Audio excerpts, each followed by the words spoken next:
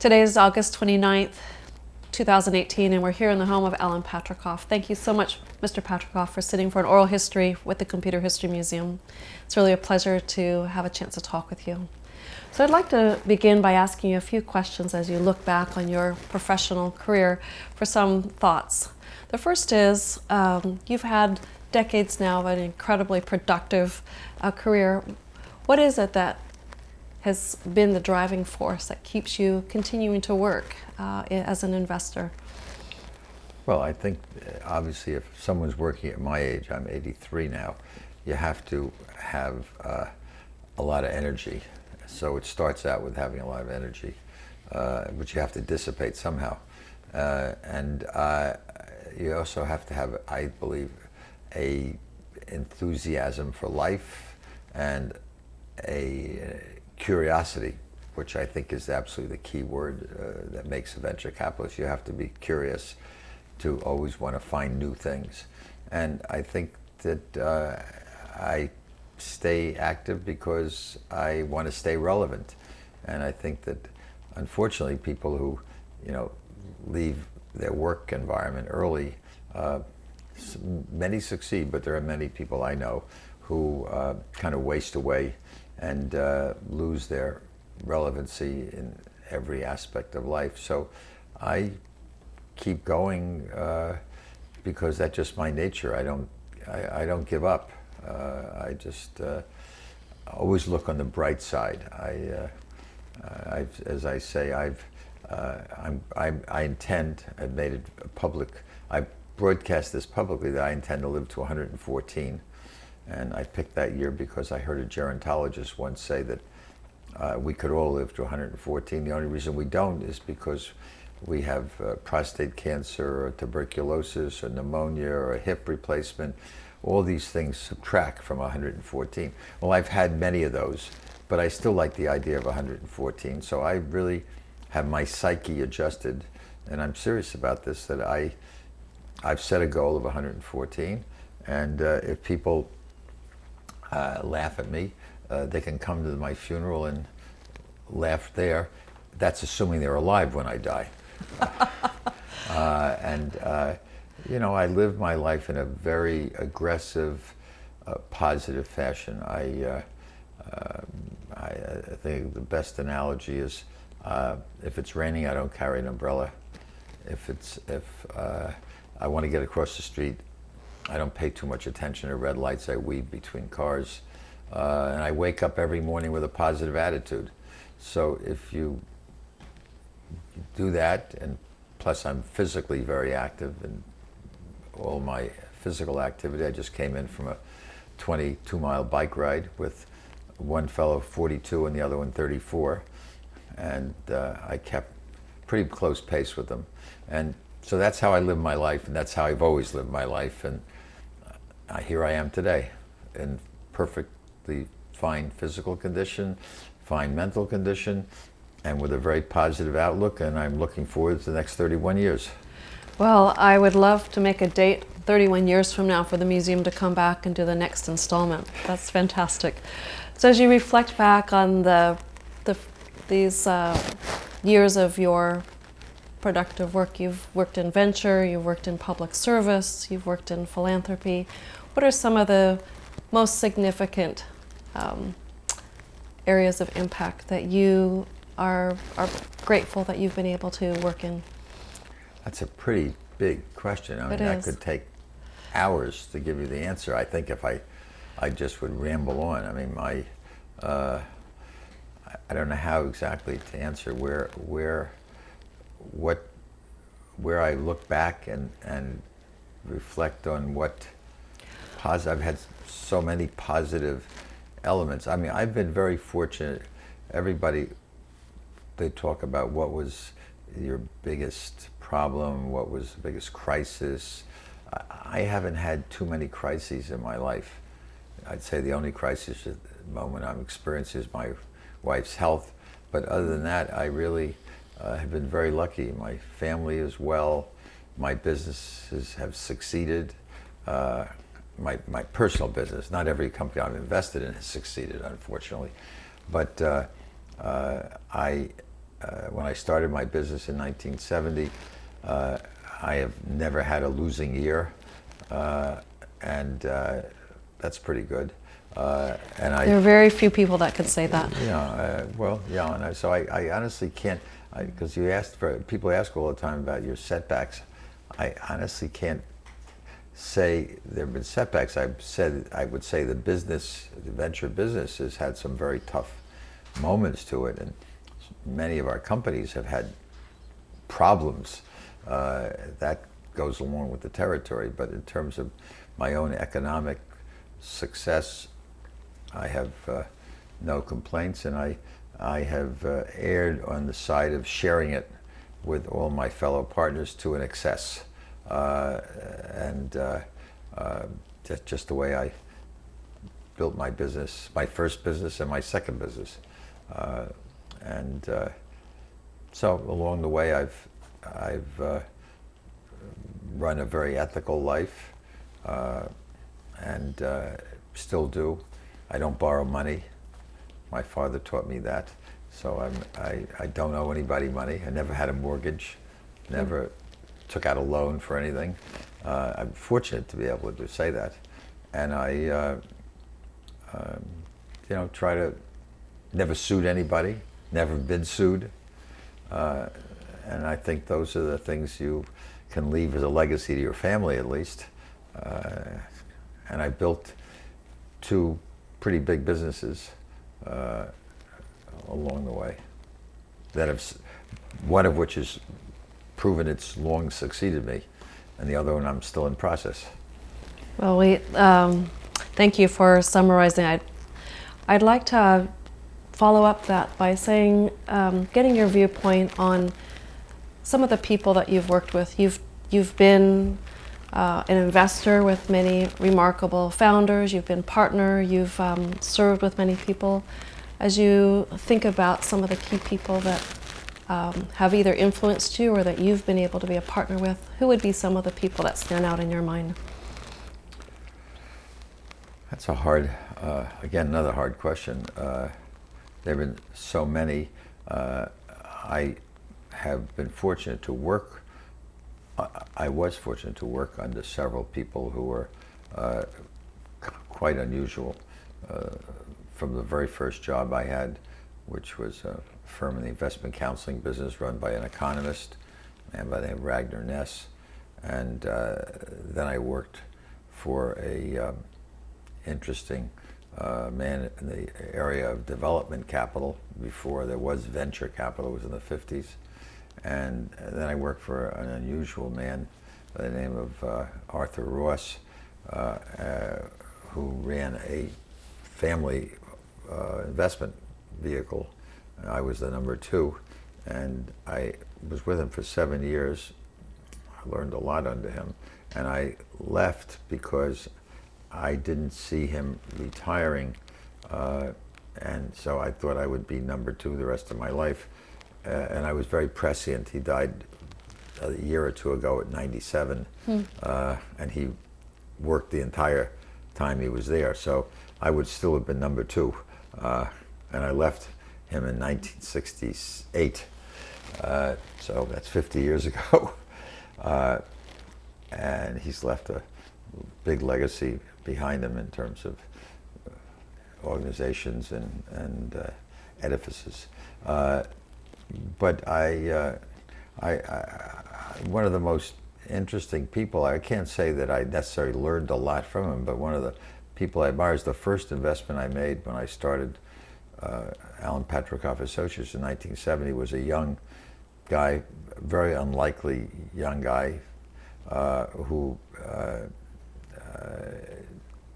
didn't go to Harvard. I think he went to NYU actually, and he was in the scrap metal business, and we invested a couple of $100,000 with him, and without going through all the machinations, I just saw him night before last. He has a 200-foot and 160-foot yacht parked over here in Sag Harbor, and he flew in on his Challenger from his plant in Texas, and he's built the largest metals recycling business in the world today, and it all started with a $235,000 investment. So I kind of think that's pretty good achievement. You know, I think the fellow who started my cellular company, George Blumenthal, actually there were two guys, George Blumenthal and Bill Ginsberg, had the vision of what the cellular industry could be, and that was really, really early on. I mean, now I think the penetration in this country is probably 103%. Everybody has one, and many people have two.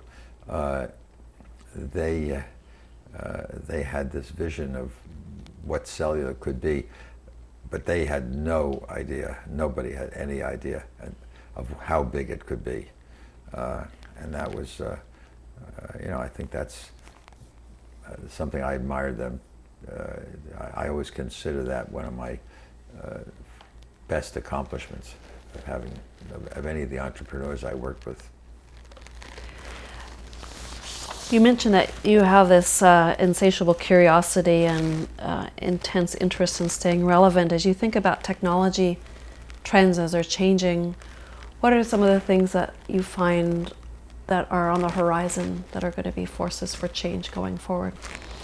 Well, I think that we've been involved with data for a very long time, which has changed the way the world has gone. I remember when AT&T predicted data taking over from voice.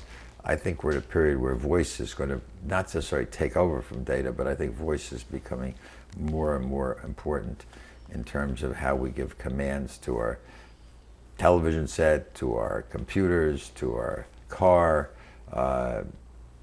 opening and closing our house, controlling elements in the house. I think voice, we've seen it with Alexa, and we've seen it with Google Play. We've seen it with everyone wants to get into it now. And I think that we've invested in the podcast business. I think it's probably the least technology of the field, but it's nevertheless playing on the whole idea that voice and audio. I also was involved with the start of Audible, and that may mark the point in time, which was around 1996, if I recall, that that was very highly speculative at that time. No one thought that books could be, or anything would be listened to in an audible fashion. And today, I mean, I have friends who can't live without having their Audible to carry them through the day. In so many of these companies that you invested in, you were at the very early part of a wave that was to follow in cellular, in personal computing, with Apple, with AOL, with digital media. Is there what do you attribute your ability to be prescient? Accidents. I mean, I don't want to attribute it to great prescience. I've looked back at it myself, and I can think of a whole bunch of things that I was very early on, most of which did not succeed because they were so early. I had one of my second or third investments was in a company called Network Analysis Corporation, which was a group of 12 people who came out of DARPA, the Advanced Research Projects Agency of the government, and we're working with a guy who was, in many respects, really was the founder of the internet, a guy named Larry Roberts. He was not part of this company specifically, but he was the mentor to these people, and they were the forerunner to the internet. It was called packet switching, and it was the first attempt to connect people technically, but it didn't succeed. So we invested in one of the earliest artificial intelligence companies called Symbolics early on. I invested in the first virtual reality company run by a guy who's now kind of considered Mr. Virtual Reality, a guy named Sharon Lanier, and he didn't succeed. So sometimes things are too early. Timing is important. So I'd like to ask you to take us back to when you were born. If you could, for the record, say when you were born and where you were born. I believe it was in Manhattan, Upper Manhattan. No? Yeah. And those kind of memories are easy to come by. Tell us a little bit about your family background. I was born in Manhattan, and I lived at Central Park West, which was on in a building on 101st Street. The only reason I mention it is because we moved 3 or 4 years later to another building on Central Park West that was 3 blocks north, and then after another 3 or 4 years, we moved 20 blocks south. So I lived my entire life growing up on Central Park West in Manhattan, on the west side of Manhattan. So I am, as we describe in New York, I'm a West Sider. I went to public school until the 6th grade, and then I went to a boys preparatory school called Horace Mann School for boys. It's now called Horace Mann School because it's co-ed, but at that time it was just a boys' school, where I was trained to wear a jacket and tie every day, and that disease has stuck with me for the most part, although I take off a tie frequently. I still can't get used to not going to work in a suit.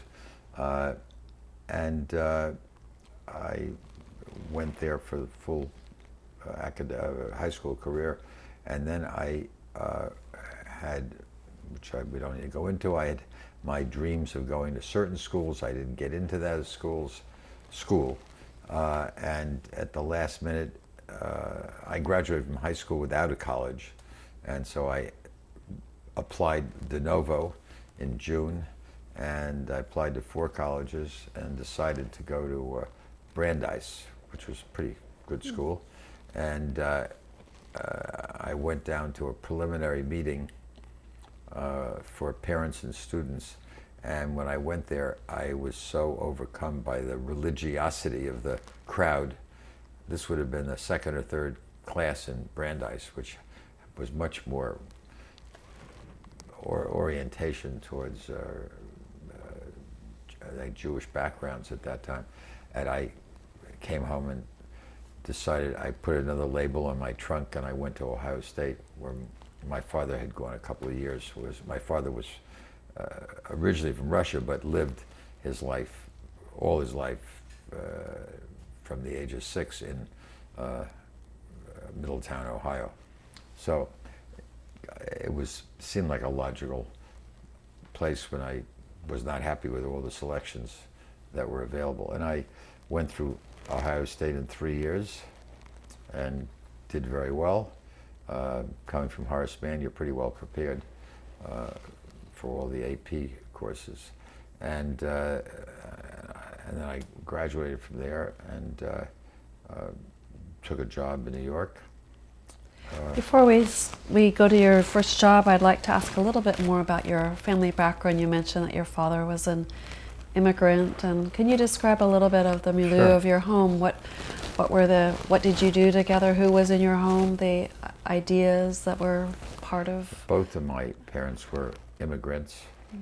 My father, I know more about because I recently was in the Ukraine. I had been asked to make a speech in Kiev, and I decided I would do it because it gave me an opportunity to go and see where he was born, which was a little town outside, 100 miles outside of Kiev, and called Smila. And they left there in the pogroms of 1907.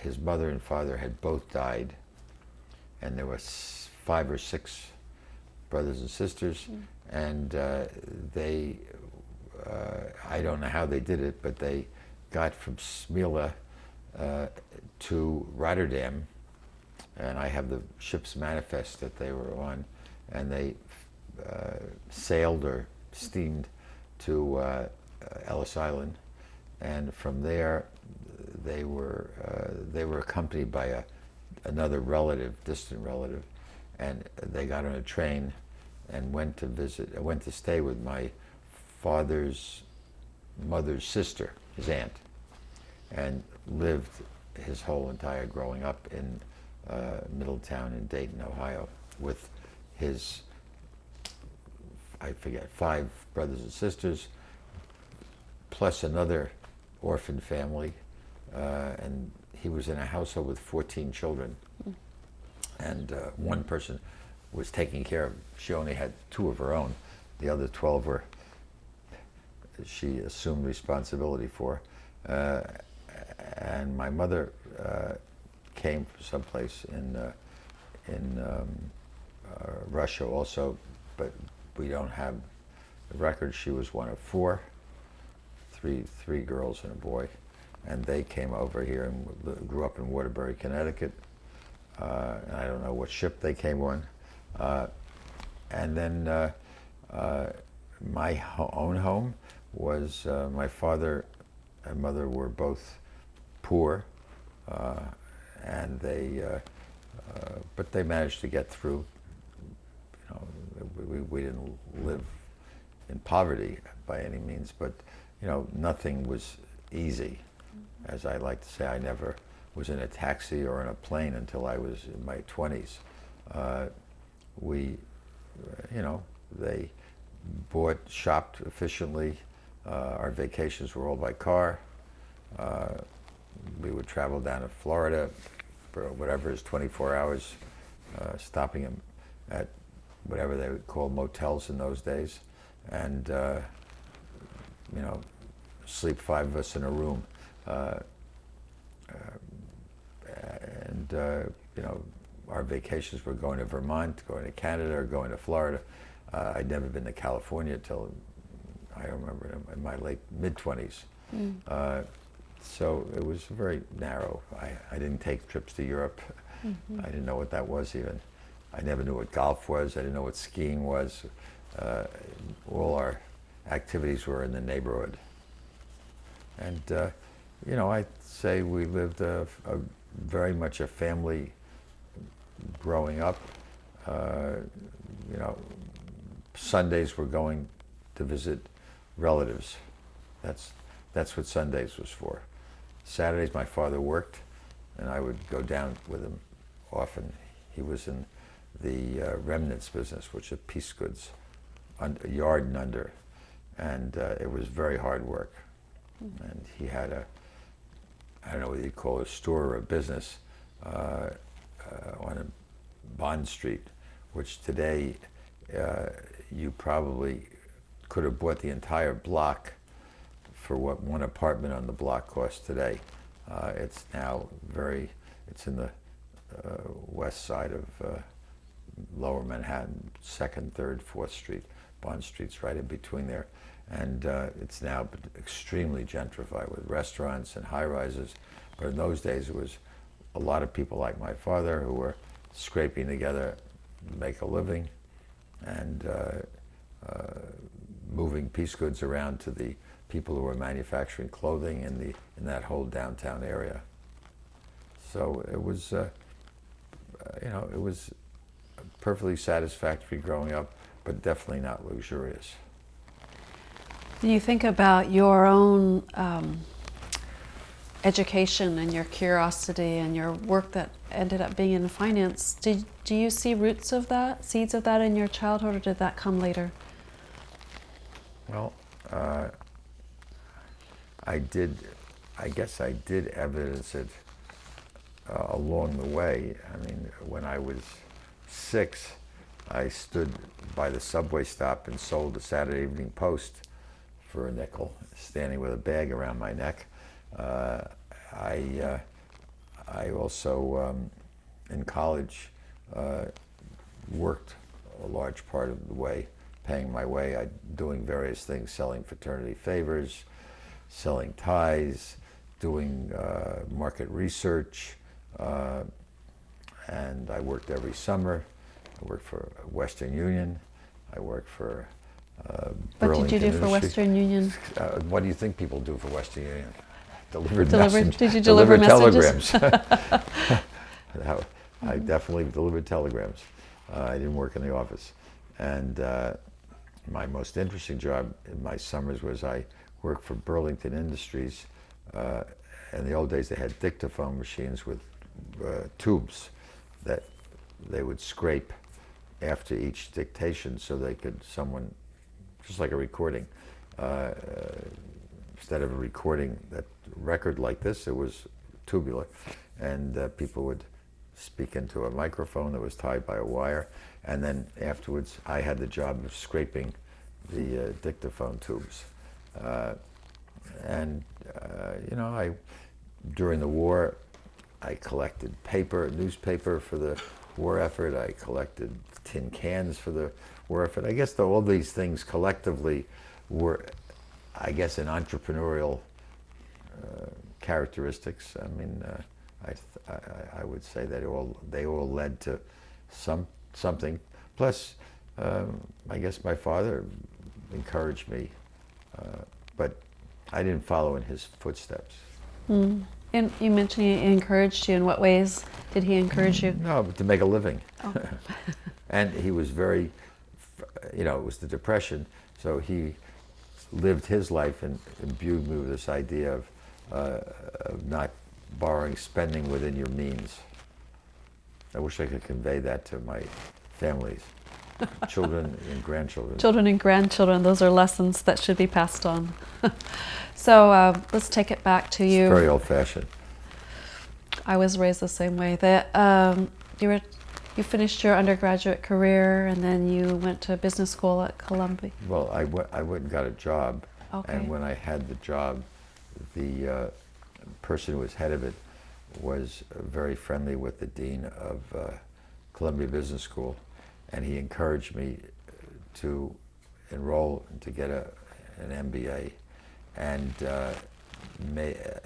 let me adjust my work schedule such that I could take afternoon courses, not night courses, but afternoon courses, and pursue my degree while I was still working full-time, which was very helpful. That's very challenging to do those simultaneously. So what was that job that you were doing at that time? I was in the investment counseling business. That's how I started. So then you finished your degree, and was there anything that was significant during that time in terms of mentors or skills that changed, or did you continue on the path that you had started as an investment counselor? I would say that I learned the fundamental principles of investing and security analysis. I became, I don't want to say a disciple, but I certainly practiced the principles of Graham and Dodd, which was the fundamental book on security analysis, which was, you know, was what led to value investing, which is what Warren Buffett is definitely a disciple of. Mm-hmm. And I subsequently, a little later, worked for someone who was part of that Graham Dodd. It was actually Graham Dodd started a firm called Graham Newman, and I worked for Newman later on. Not in Graham and Newman, but Newman himself.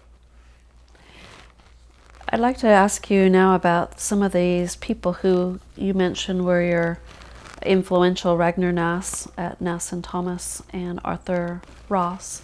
Could you say a little bit more about your role with them and some of the initial projects that you worked on with them? Well, I was very young. You're asking me, 1955. That's only, 63 years ago? My math is good. So, but I just remember that Ragnar was a very, when I think of him, besides being a lovely gentleman, he must have been in his 60s at the time I worked for him. He was very, very disciplined and fundamental analysis, and his two partners were. And so I was indoctrinated from the first day in disciplined analysis, of fundamental analysis of investments, which I have to tell you, in a way, distorts and detracts from venture capital, which does not have the ability to use all these basic principles of investing. It can get in your way sometimes because of thinking of fundamentals, and sometimes you do a lot better discarding fundamentals in the venture business. So how do you resolve that? Because the venture business doesn't have all that same data that you have that Exactly. in your own mind. How do you balance those different approaches? I think it makes you the conscience of everybody else in trying to say, at the end of the day, everything gets sold based on profits and dividends. At some point, the shareholders have to get paid back. They can't just be endlessly investing in a company. There has got to be some kind of exit. Now, there are exceptions, I guess. The Rockefellers held on to Exxon, Standard Oil forever. But in most situations, there is some turnover. And so you have to, companies that are continually drawing on successive rounds and depending on investors to keep on financing things, sooner or later, someone says, "Does the emperor have any clothes?" But along the way, I've been involved with some companies that do have fundamentals at some point.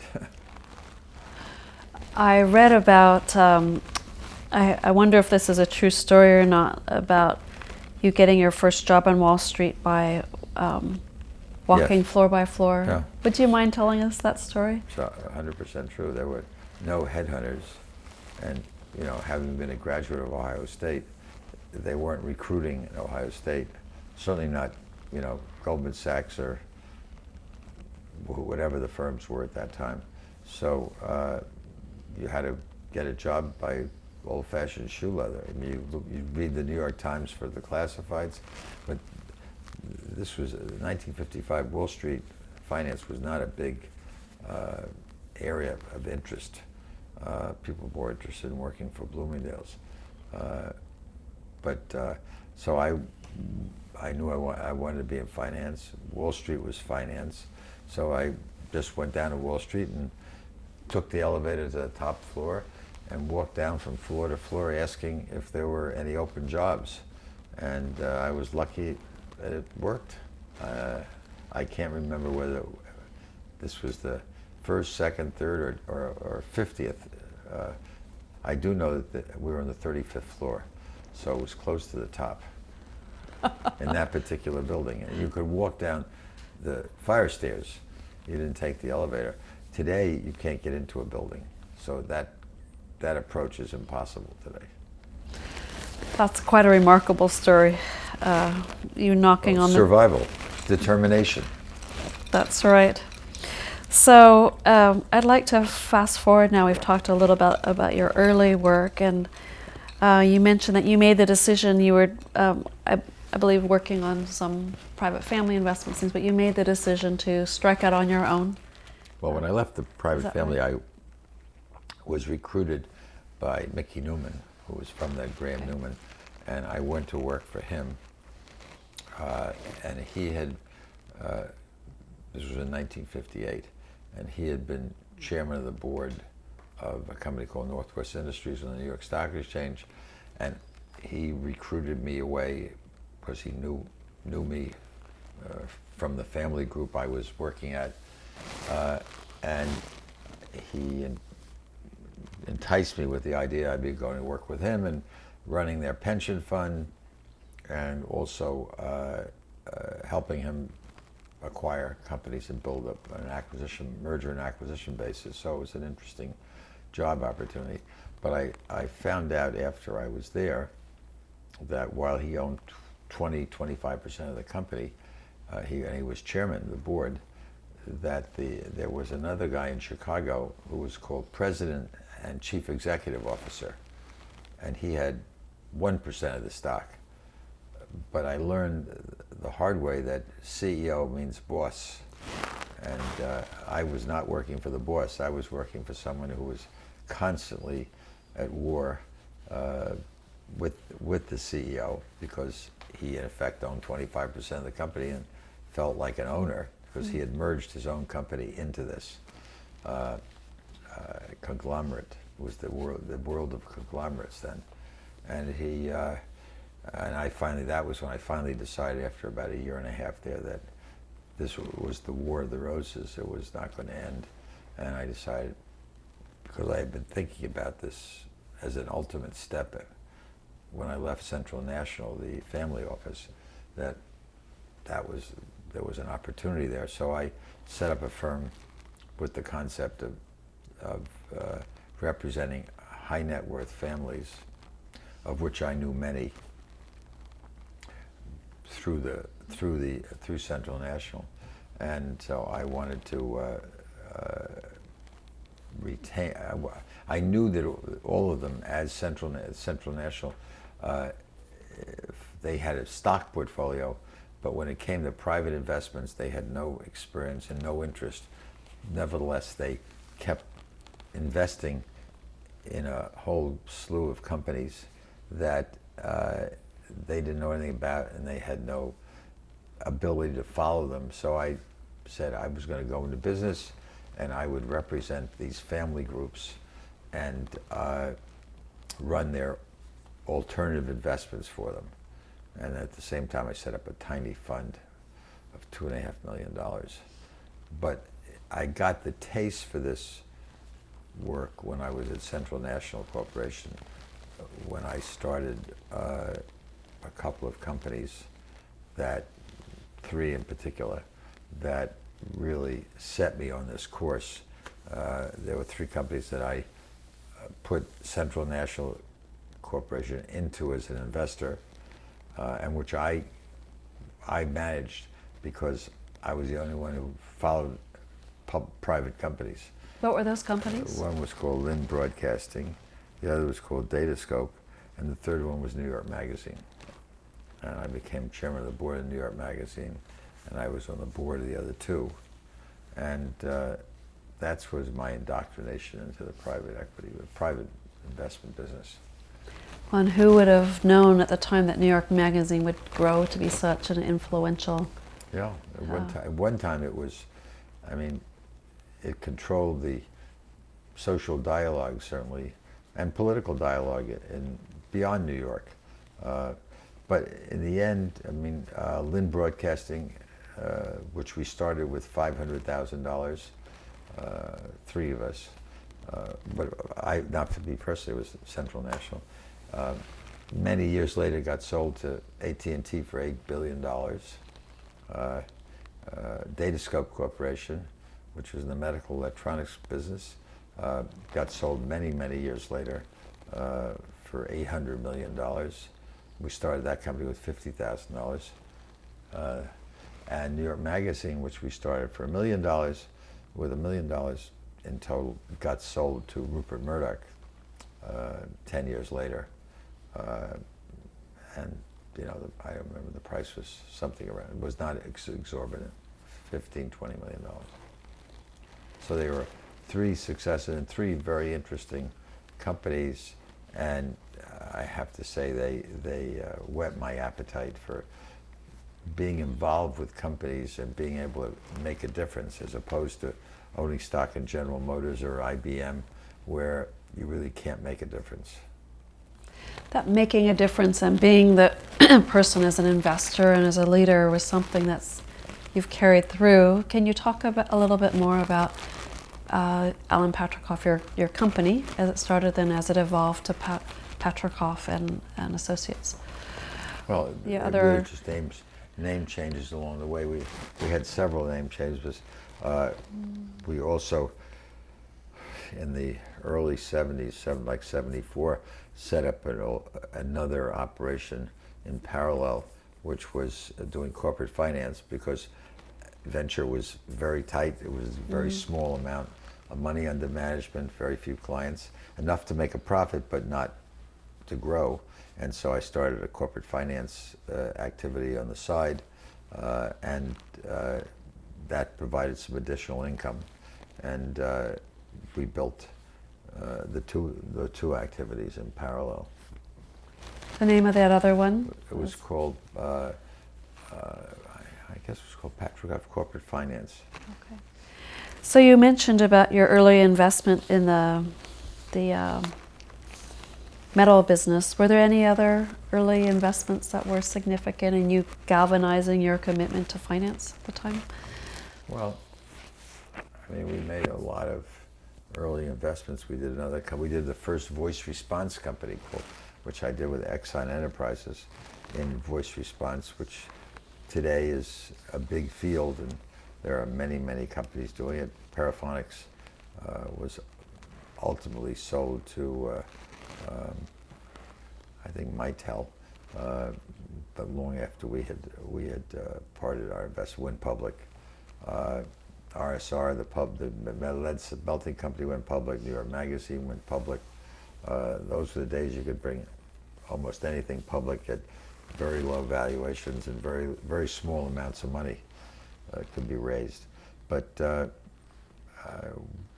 we made investments in a lot of early stage companies at a time when venture was not, they weren't beating a path to our door. I mean, you had to go out and really dig up deals. And so therefore, the portfolio, by necessity, became rather eclectic.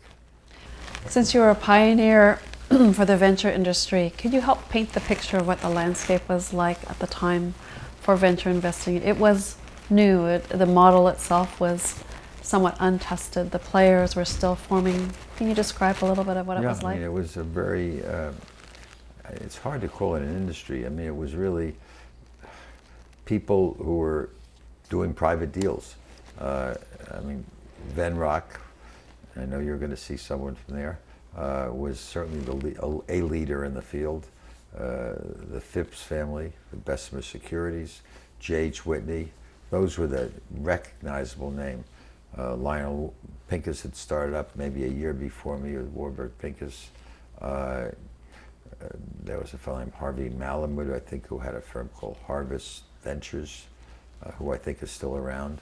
And if you were to tell me names, I would reflect on, I probably remembered most of them. Greylock, I believe, was around that time opening up in Boston. Mm-hmm. Charles River Partners was kind of around that time, a year before or a year later. And of course, there were West Coast names like Arthur Rock and Sequoia. From like Benchmark didn't exist. Andreessen Horowitz obviously didn't exist. So much later.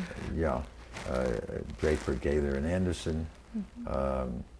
Sutter Hill, Mayfield. Those are the names that come to mind as being early in the business. Data Science Ventures, Exxon Enterprises, Inco. Mm.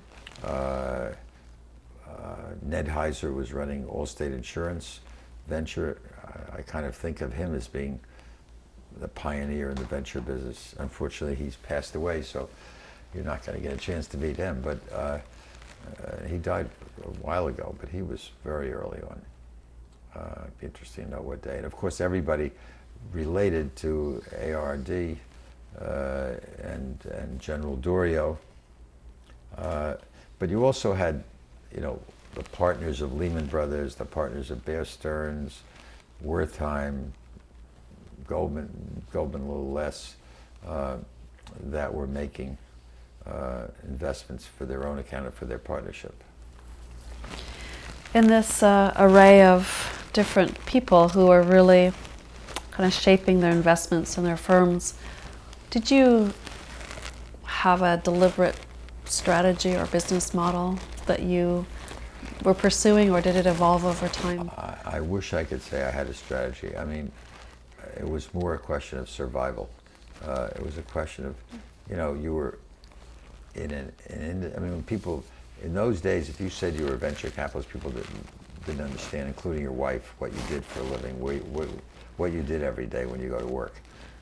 It was a very strange name. You always had to describe it. How would you describe it in those days to people? Do you remember? I would say we invest in private companies at their early stages and try to make a contribution to helping them grow with capital and with whatever resources we can pull together. You know, I don't know, you know better than I do, what year the National Venture Capitalist Association was formed. I would assume 72. 70s, much later. Yeah, and the industry really, really didn't take off, except for adventuresome few institutions, until 1977, when they passed the law allowing, the Labor Department passed the law which allowed institutions to make investments in private companies. And That was a game changer. I'm sure you're familiar with. Sure. I was trying to think of the first name. I know the last name of the person who was the guy that everybody was focused on. His name was Lanoff, but I don't know. If you ever find his name, I'd like to know what his first name was. I wonder if he's still alive. But he enacted the first legislation in '77. He was behind it, that enabled institutions to invest in a venture fund and let the entire portfolio be counted as one investment. Prior to that, the theory was that the institution was responsible for the performance of every single thing in a portfolio. So they really were scared to death to make investments in a fund which had 20 investments, and they didn't know anything about the 20 companies. I'd like to turn now to talk about some of the really significant technology companies that you invested in. And could we start by talking about your investment in Apple? Yeah, I mean, Apple, we invested in, I believe it was 1979, and we didn't go into a primary. The primary had been done a couple of years before that, which was a small amount of money, which I think Venrock had invested in. That's right. And probably, I'm not sure if Sequoia had been in that first round. No, not in the first. think they came in when we did, which was a couple of years later when we bought a secondary interest. And we participated along with Venrock. And if my memory serves me, it was Peter Crisp who took the deal to a fellow named Tom Underberg, who ran a firm called Underberg Tobin, to put together the financing of this secondary. And Tommy called me up, and we were just fortunate enough to be on the other end of a phone line. I subsequently met Jobs and Markula, but really did not have an active involvement with the company. I never have overstated that. It was more of, obviously we made the investment because I believed in the personal computer revolution that was about to take place, and they had grown dramatically and just like out of the box. They had performed quite brilliantly, and it was a very exciting concept. I mean, I can remember another computer company starting around that time, not in the same personal computer area, but a company called Magnuson Computer that went bust. I can think of many other companies that were formed at that time that went through difficult time. All the disk drive companies that got formed, and the Apple succeeded. You're also involved with the precursor to AOL, is that right? I was involved. In Quantum? AOL, I had a much more of an involvement. You were more directly involved. Can you talk about that decision? Well, I had met Jim Kimsey. Jim Kimsey came to me at just the time that Control Video Corporation, which was started by Bill Van Meister, who was a technical genius and who really had the concept of what has taken place over the last 40 years of an online service that people could play games, they could chat, they could find information. He had all those ideas, but the problem was at that time telephone lines were you couldn't use telephone. Cable was not really active at that point. You didn't have satellite transmission. So how did you get devices to people's homes, and how did you connect with them? And he had, he really, it's sad because he ended up dying relatively penniless, and he tried to do a lot of things. He created something called Sports Line and Info Line and Play Line, and everything was something line, and depended on, at that time, the Commodore business machine or Commodore computer that it was almost like a toy. It was considered a toy before Apple had come out, and he wanted to really focus on game playing between people, and it never succeeded. He raised money and went broke, but he didn't actually go bankrupt. They kind of put his original company, which was Controlled Video Corporation, CVC, in limbo while they formed a separate entity. And the original investors, which were Dan Case, who was at Hambrecht and Quist, and Frank Caulfield, and trying to think who the other two are. There are four people who put up the original capital to start the company and who were involved in it. And the fellow who was working at Hambrecht and Quist was a guy named Dan Case, and Dan Case, who I knew, is the one who first brought it to my attention. And his brother Steve was looking to do something new. I think he'd been with Procter and Gamble, and so he convinced him to join him. And then what happened is, my head thought of like CVC had gone bankrupt, that it really hadn't gone bankrupt. So I very often have said I took it out of bankruptcy. I didn't take it out of bankruptcy. They just reformulated the company and kept QVC, the original CVC, in limbo. And no one's ever told me exactly how you do that, but someone would say he was taking assets out of a company, but he had some basic technology. I don't even know if it was patents particularly, but the technology which he developed, which he called the Source, he raised money a couple of rounds, and it just never made it. And so I came in at a time, as I say, through Dan Case, and then interacted with Jim Kimsey, and participated in a financing in which I know Inco was an investor, and Citigroup Ventures, a guy named George Middlemass. We all participated in a round of, I don't remember the size. You may have more of the facts than I do at this moment. And I became involved. Jim Kimsey asked me to go on the board, and I said that I didn't think we had a big enough interest, and that it was going to take too much time going down to Washington, and they hadn't sorted out their problem. So but I was an active investor. And then what happened was that we had made an investment in a company in Albany called PlayNet, which were three guys who had come out of GE, and they had developed a technology which was also for using packet switch network to create chat.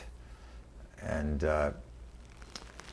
I introduced PlayNet to, although I must say, I've read some people who've written about this, and I think in that particular case my role was not fine, perfectly fine, but I don't think fully understood, because Jim Kimsey knew it very well, but he's dead now. But Jim will often say that I am the single most person that's was responsible for AOL still being here today. Steve Case might say he was around, but I brought PlayNet to them, and they licensed the PlayNet technology. And many, many years later, Jim Kimsey kind of quietly said to me, Alan, you won't believe it, but the basic core technology of AOL to this day is the PlayNet technology. And the PlayNet guys made nothing out of it. And we made nothing out of PlayNet going in, but it's how I got involved in everything and invested in AOL. And then at a later stage, I don't know how much, a year later, 2 years later, I'm the one who introduced them to Apple, which again is not known. And the person I introduced was a guy named Pepsi, that was his nickname, I guess, Pepsi Eisenstadt. And I got Kimsey together with Eisenstadt, and out of that came Apple Link. So I played a key role without being on the board or being actively involved or getting any kudos for it, and with no financial reward. We made our investment in America Online, and after it went public, we sold our stock at some point, and I don't know, we did well, but nothing like the $185 million or whatever they sold the company for 20 years later. Well, thank you for sharing that and for getting that on the record. This role that you played, you're describing, it's not just as a giving financial support. It's really helping connect the right people and the companies, and helping them understand the market. And when you think of your role as a venture capitalist, how would you characterize that? What would the companies that you've invested in, what were some of the other kind of roles that they would look to you for, besides the capital?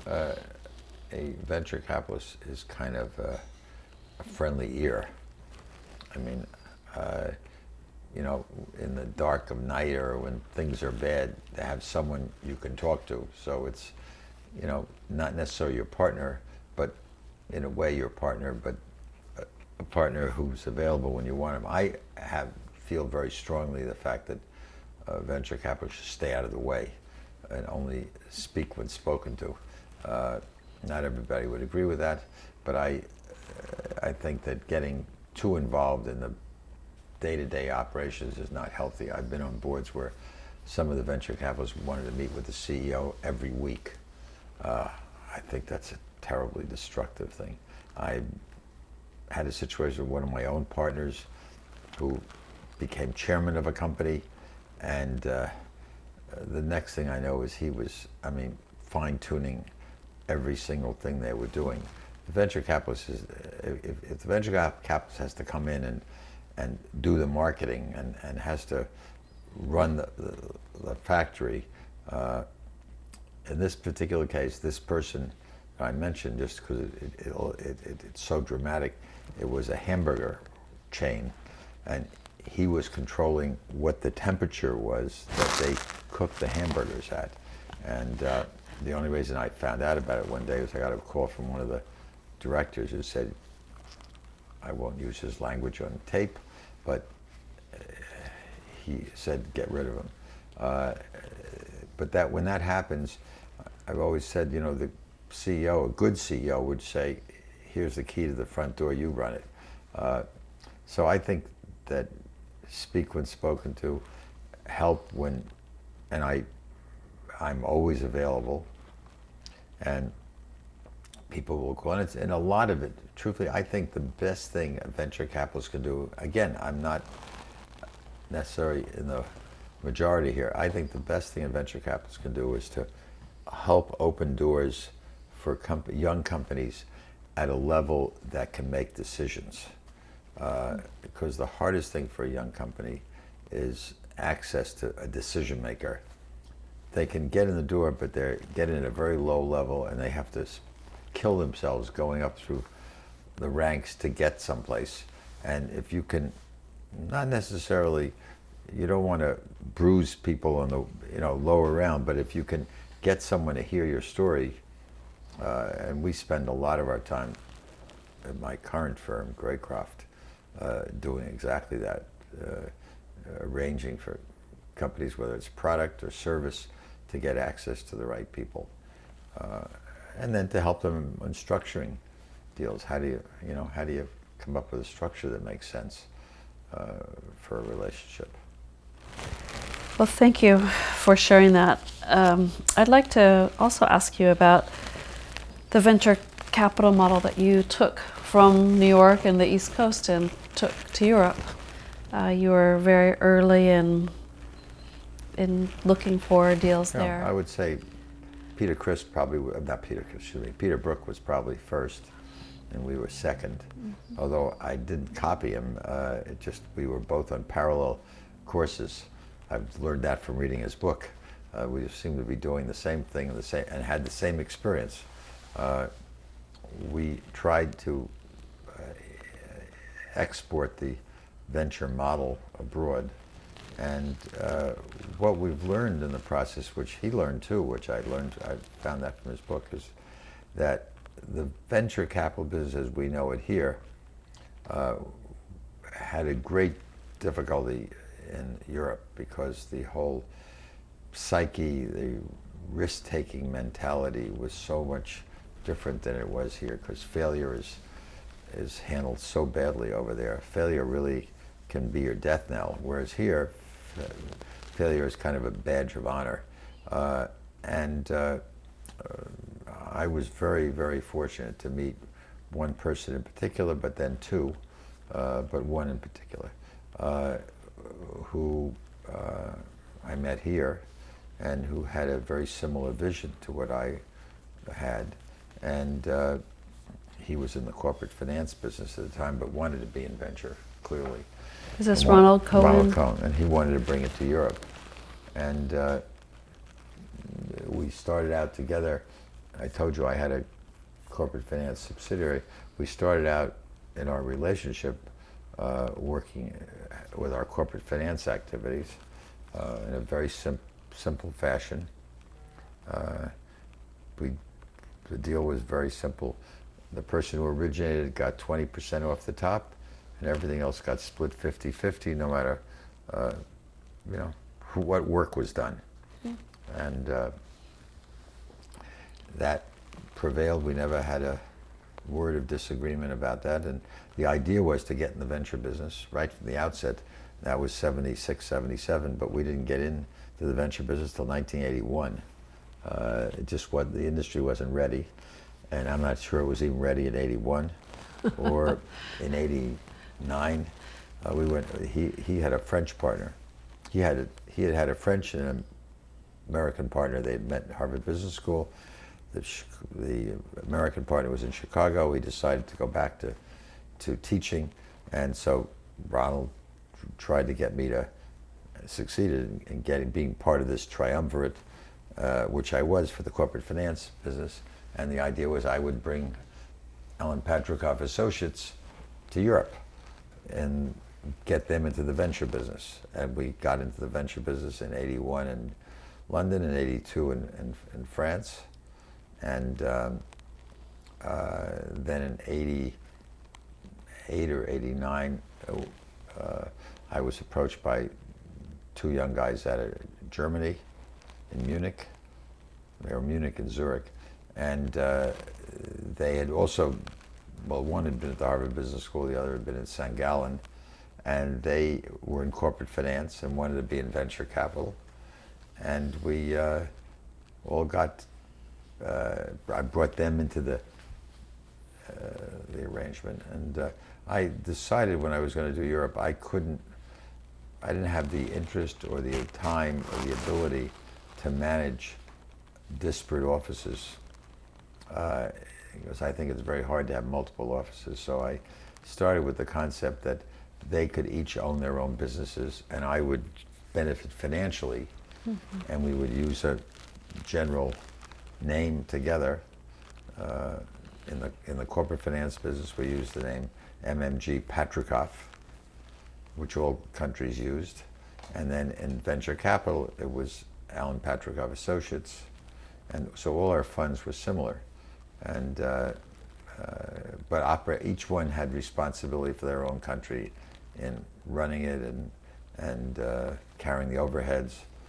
So is the decision then an individual decision, but you split it the way that you described, or did you have something similar to partner meetings where there was some discussion? I played an important role as being a member of their decision committee, and there was a lot of deference at that time to my Sure. thinking.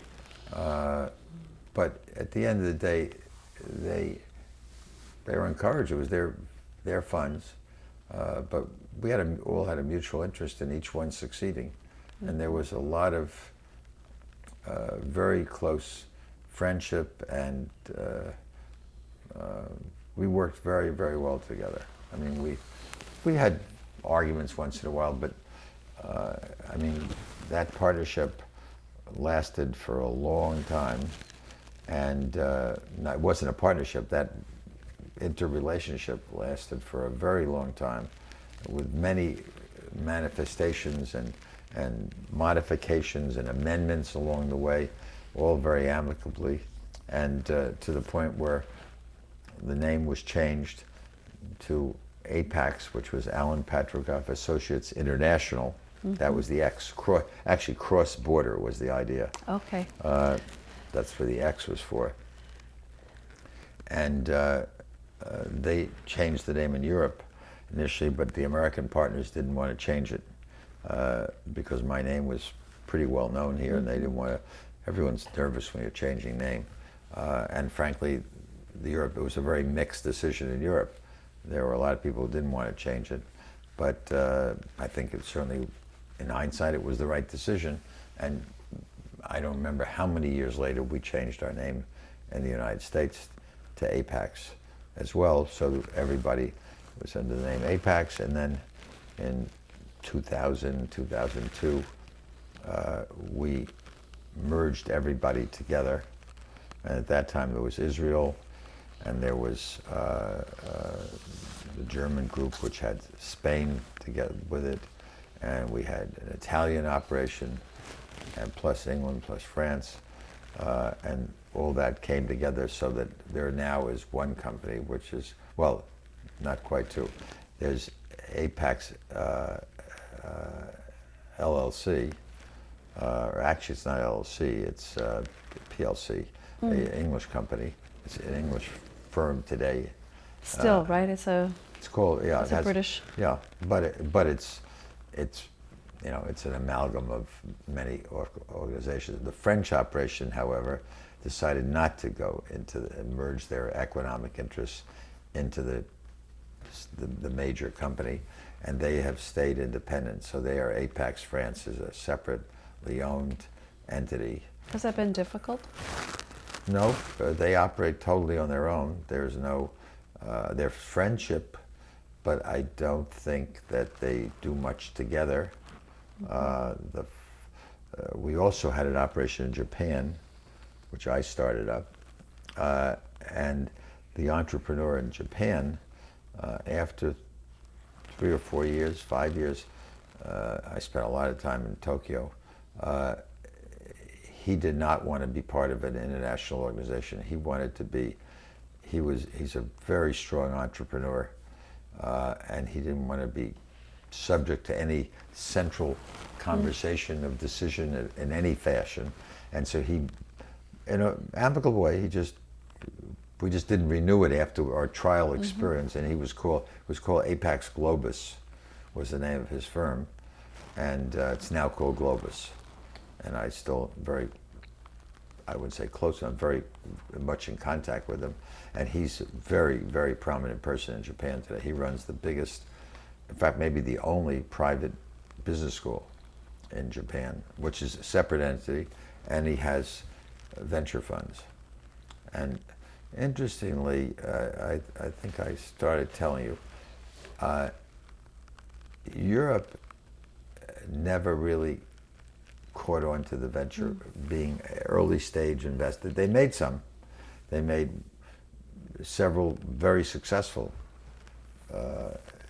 investments in technology in early stage, but it just wasn't, we just don't have a Silicon Valley, or we don't have the risk-taking culture, and they eventually gravitated to middle market companies. Germany was middle market from the first day. They never even went through the venture. They were supposedly a venture firm. They called themselves a venture firm, but they were doing, because that's all there was, the Mittelstand companies. It was the time when they were breaking up all the companies. And after the wall went down, and all of Germany changed. That's how they gradually evolved into a private equity firm. And as their funds got bigger and bigger, they couldn't do small investments.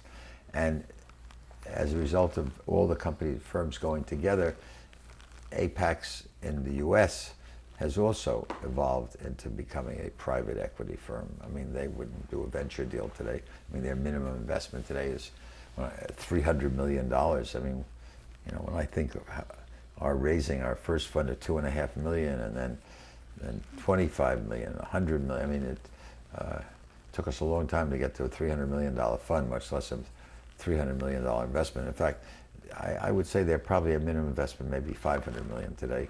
They've set up a new fund to do smaller deals under 100, but they're not in the venture business. They're in later stage growth investments. So that evolution. And Japan, though, that's what I was going to. Japan is a venture firm. Interesting, isn't it? Yeah. So they're at the very early. They're on the early stage. They still do seed investment. Yep. They do technology, which is very counter to kind of the overall. Yeah, and of course, Apex is now in China and India as well. So as you look at the global arena that you've been involved with investing and how it's evolved, both the firm itself, but these opportunities for startups to grow. How do you look at these different regions? As you say, they're not a Silicon Valley, or they have a different culture. What's your assessment or description of what's happening in Japan versus China or well, I think Germany? I think the culture of China is technology and a lot of early stage investing. Japan is that similarly. Europe is later stage investing. There is venture over there. I mean, don't get me wrong. I mean, Index is in a way a UK fund. I think, I don't know where it's domiciled. It's active in Silicon Valley, but when I first heard of Index Fund, it was in Europe. It was in London, and may I even be in London? I think it's London. It was London, but there is venture activity going. It just it's what I say. Peter Brook had a very similar experience with Advent. It was exactly the same as we wanted to be venture, and the people pushed them into later and later stage deals because it's less risk. It's less failures. Maybe not as fun for somebody who loves the early stage. Yeah, listen, when I started up Greycroft, when I left Apex, 9 of the partners of Apex invested in my fund. But they like what the venture business is about. It's more interesting, it's more challenging. So just before we turn to Greycroft, when you return to those venture roots, what were some of the deals that you considered most significant during your Apex era? We talked about your fund growing, but what were some of the specific people or companies that you were investing in? Obviously this lead smelting company I told you, built, I can look and say we built the biggest lead smelting firm, metal smelting in the world. Datascope, which was this medical electronics company I was involved with from the inception, developed some very important things in the medical electronics field. We were involved in a company called Agaron, which was really formulated the first cocktail in AIDS prevention. We had the first drug, which we ended up selling to Warner Lambert, and that I think was a very proud accomplishment. The AOL investment, the Apple investment, exactly. Maybe it didn't come out as as I certainly can't take any credit for any success at Apple. I was in the right place at the right time. But we've started a lot of companies. Sunglass Hut we started, Office Depot we started, Audible we started. Audible I personally was very closely involved with. Still am in contact. In fact, I was out there 2 weeks ago to see what, it's amazing. I'd love to hear your story about Audible, what you saw in it in its very early day. It was something that hadn't really been done before, and then how you've seen it, its arc as it's evolved. Well, Don Katz is a determined individual, and he believed in this. He had come out of the media business, and he knew the publishing business.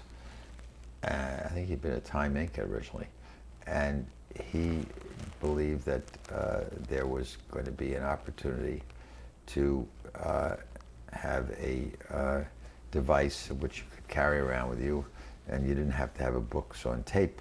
You could do it in a digital format, and they developed the digital technology, and initially they had their own device, and that was the big negative, the big problem we started with. When the, I guess it was the iPod came out, that changed everything, because all of a sudden now you had someone else was promoting the product which could carry your service. The platform. And it changed the whole dynamic of it. And Don was a very thoughtful guy who believed in himself so strongly, and I want to say to a fault. I mean, there are some people who believe in themselves and go down, collapse because they are so determined to prove they're right. A good entrepreneur knows when to change and modify. And Don realized early on he needed Apple, and he realized early on he needed Amazon, and he needed a partner. He at one time had Microsoft as an investor. And he's built an enormous company. I mean, I don't know the exact numbers today of the number of subscribers, but it's, I mean, obviously with Amazon's support, it's become, a very big company. And I can't say it's an important part of Amazon, because Amazon is so huge. But and he's not on the board about it, but he has stayed with Amazon, and he's still running the company, and he's now, I'd say, become Mr. Newark. He has revitalized the city, and every place you go in there, whether it's the buses or the train station or Audible, is every place. He's set up a high-tech incubator, workspace. He has a lot to be proud of.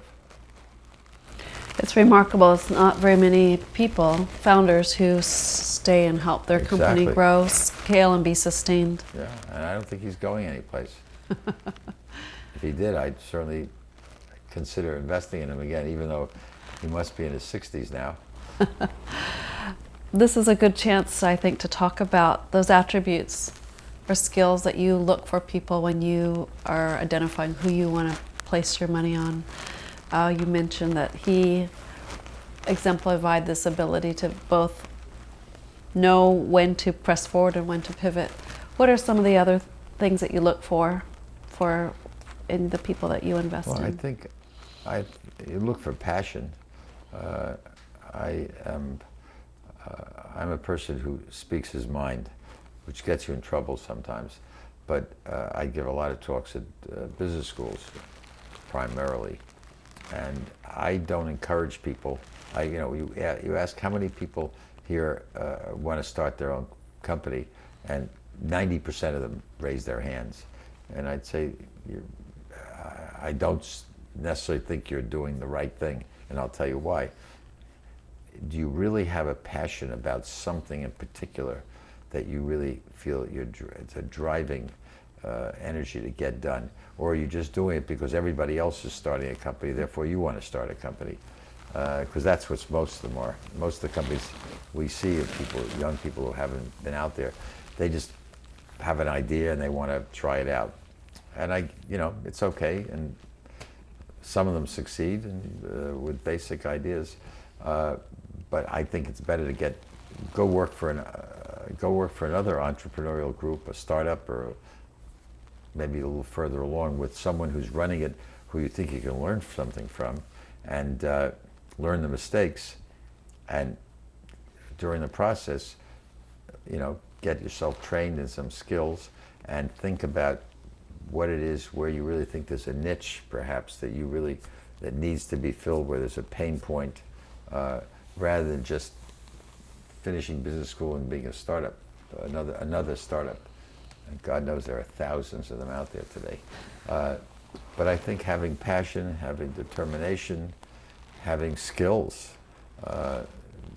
being able to attract other people, we found the best indication of a successful entrepreneur will be someone who can start something in a similar area to what they've been in, and get other people from their previous employment or their previous business to follow them, because they're following them with their careers, whereas we're only following with our money. And there's a big difference. And so I think that's very indicative of success. And as I say, I think curiosity is very important in the venture business. I don't know if it's quite as important for a founder of a company. I think also a founder should have some real thoughtful understanding of the economics of the business they're going into, and what the real address market is, and what the real competition is. I don't think there are many entrepreneurs today who really take the time to say, now let me canvas who else is in it, who's doing what are the economics, what's the chance of, if I go in, I'll get someone knocking me off. People get hung up on patents. I don't place much value on patents. I've learned the hard way that the only value of patents is if you're prepared to spend a lot of money defending them, or prosecuting somebody else who's violating it. But those are some of the things that I think about. And personality. I mean, whether you like the person, you got to live with them.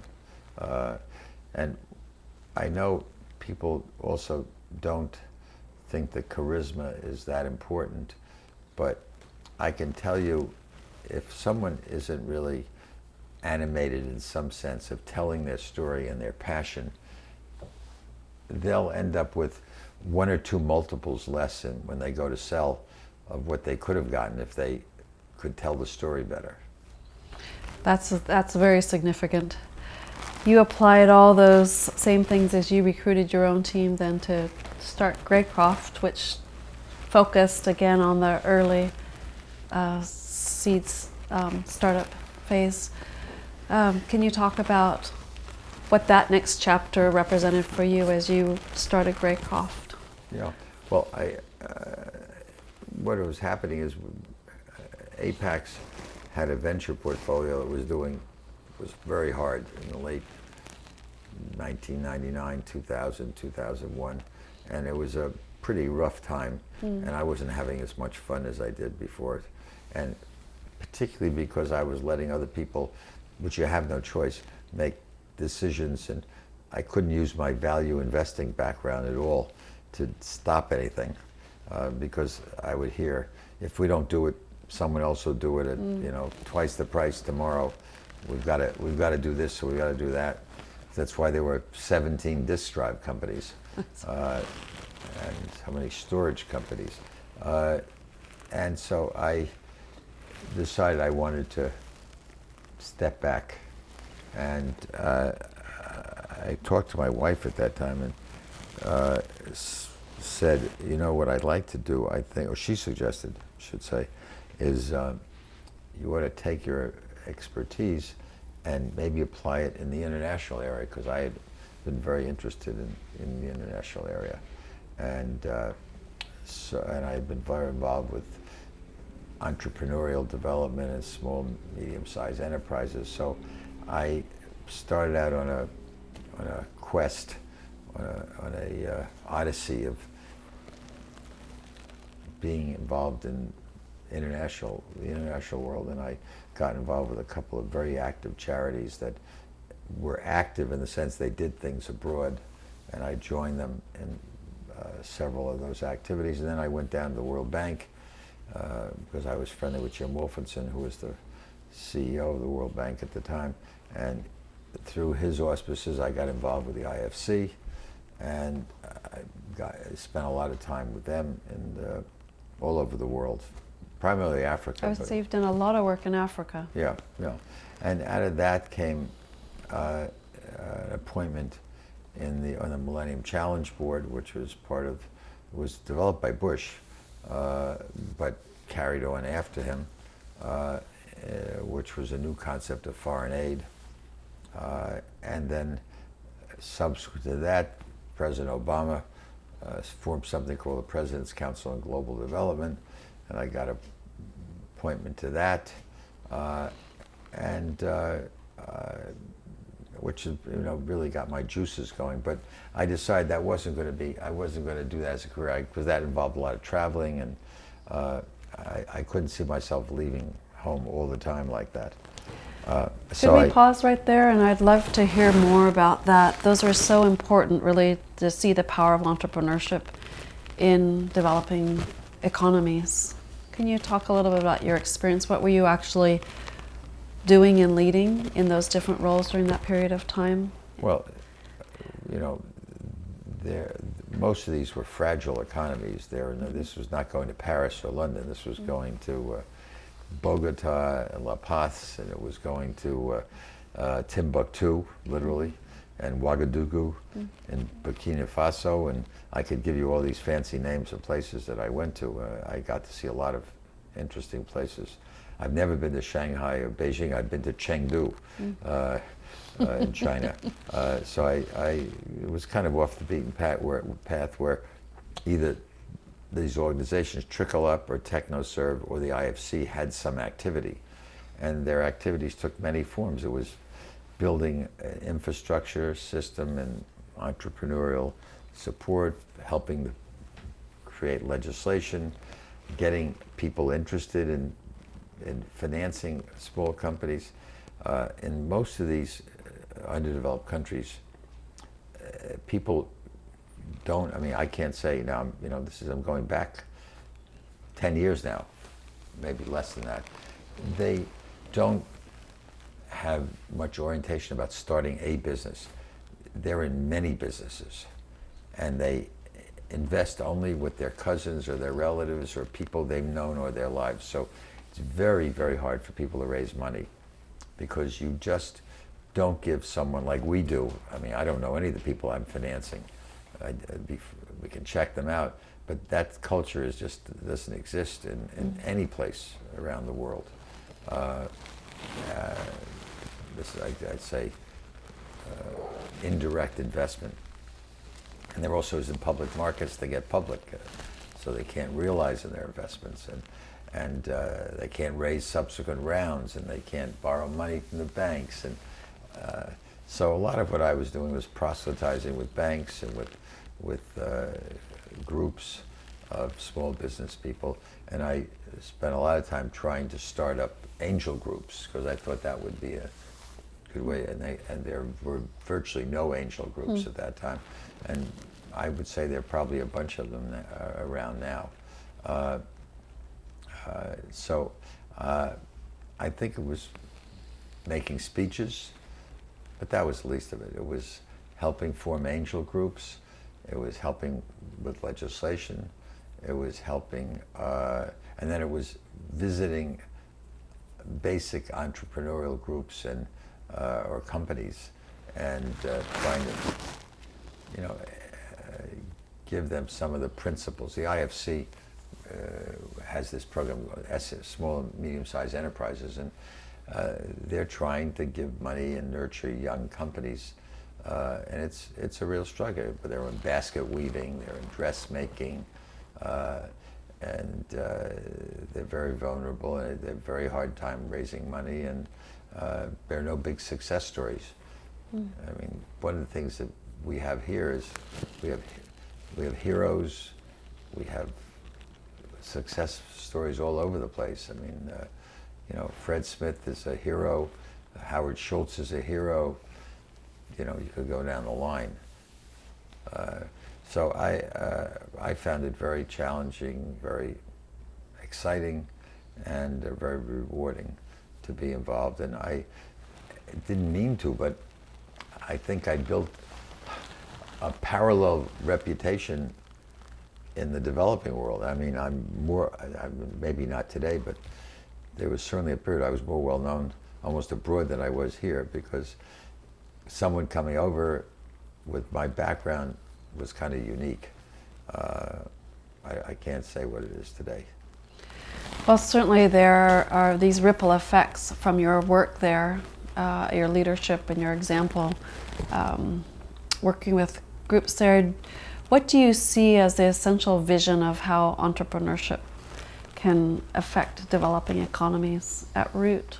Oh, I think it's critical. I mean, that if you can get the flywheel going and get things started, it increases employment, and you get spin-offs from these activities, and you get technology development, and I mean, it's happening. I mean, if I had my druthers today, I'd probably set up something in Africa. I think, you know, when you got 850 million people, that's not one country, it's 54 countries, unless it's, for all I know, it's either 53 or 55, something may have happened. But, and you have to, all the natural disasters, and you have the revolutions. And I was in one revolution in the Ivory Coast. But physically in it? Yeah, I was the president while it was going on, and what happened? who knows? Some revolutionaries were shooting down in a square while we were kind of in the neighborhood. It didn't affect me. But I spent a lot of time in Nigeria. I've been an advisor to the president of Nigeria and his presidential council. All these things kind of fit in it. That's what makes a life. You know, when you have enough involvements, it makes life more interesting. You know, my life has had venture capital. That's an important role. It's had an international part of it. That's interesting. My political activities have been another. My philanthropic, another aspect. But I approach them all as venture capital activities. In other words, they're all early stage. I mean, I wouldn't be someone to go on the board of the Metropolitan Museum. It wouldn't interest me. I hadn't thought of that thread, but I see that now, that each of the things you've been in that very early time where you can really significantly change the course. Can we go back to talking now about Greycroft and Sure. beginning that, and what was your vision for this was now as a serial entrepreneur in finance? What were you bringing into this particular company? I think whatever I'd learned from 35 years in the venture business, I had a vision of starting a firm that would be committed to be a venture firm.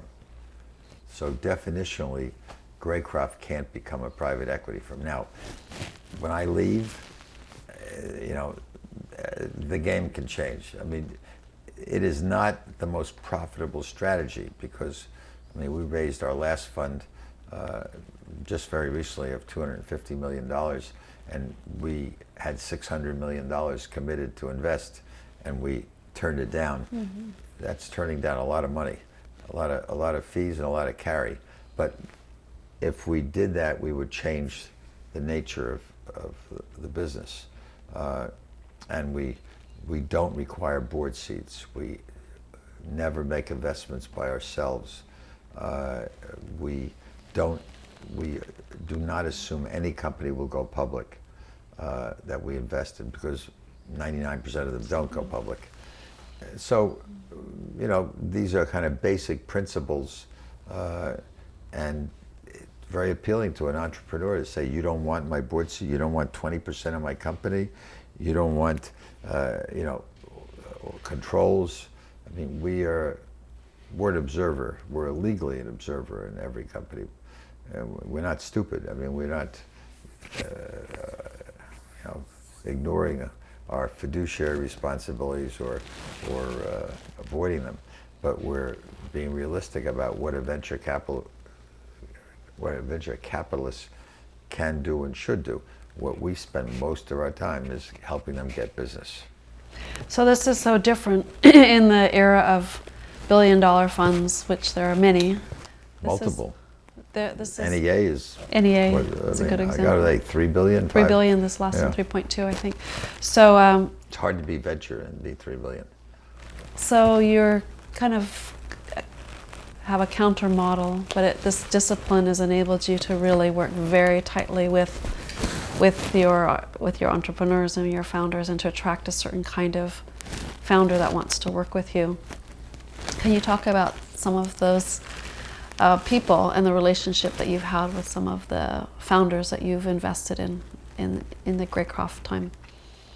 Well, I can only speak about, I know, I'd say 75% of the people that we've invested in, I've met, I know them personally, I know their names, they know me.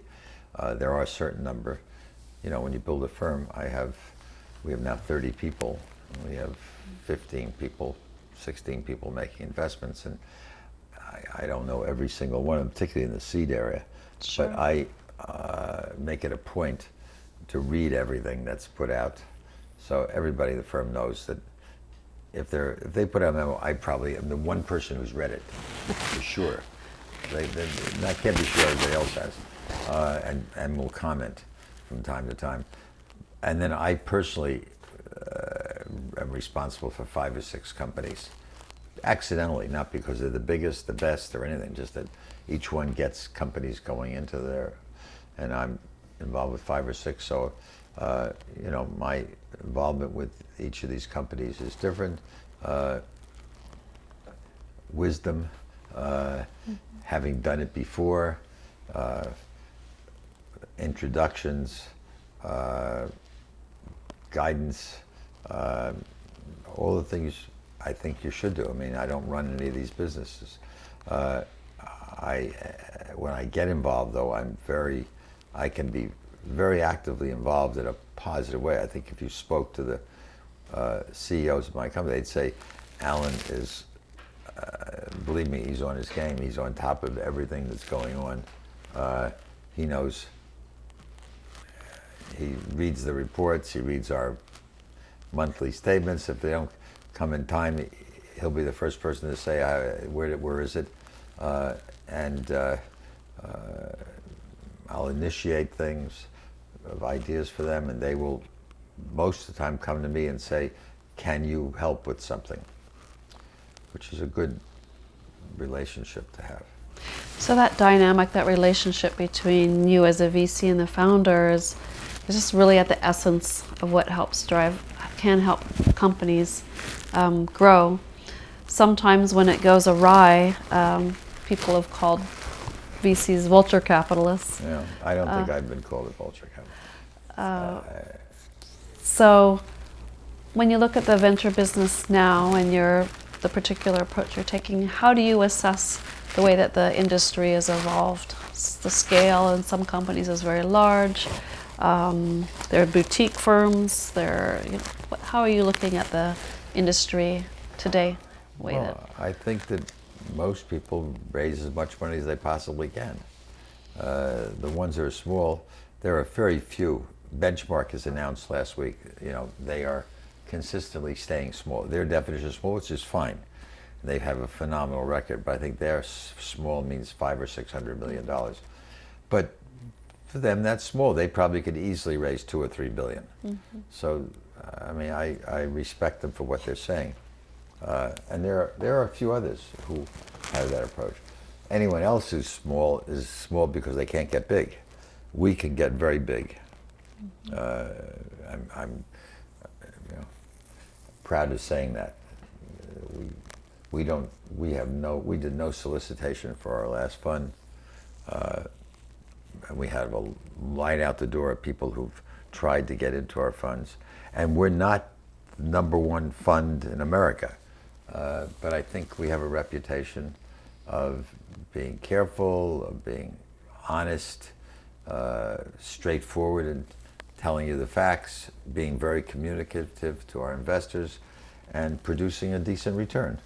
And I think institutions, they all want to be in top quartile, but not necessarily the number one fund. They'd like to be, but it's not realistic. But I think how you interact with your investors has a lot to do with how you succeed, how successful you are. One of the areas that you focused on, as I understand, is around digital media.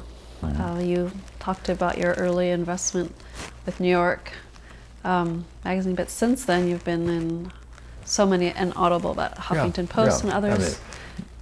Talk about that collectively area. over the years, between New York Magazine, The Village Voice, Details Magazine, Scientific American, Lynn Broadcasting, Cellular Communications, all the things I can't even remember, and Huffington Post, which you just said, another company called Paid Content, and now I'm very involved with Axios. Yes. And with Thrive Global, which is Ariana Huffington's successor company. And I've just gone into a medical information company called Osmosis. And I have a podcast company. So I personally tend to stay. I can't tell you my partners like that very much. They're not wild about the media business. But I guess they accept the fact that I have pretty good tentacles in that area. And I don't just run around and do the next media deal. Why the passion or focus on in that particular sector? I don't know. I guess most of my friends are out of media. That may have some impact. And can you talk about the role of technology and the changing technologies with media? How do you look at that? The changing role, I think we're in a dangerous period of print going away.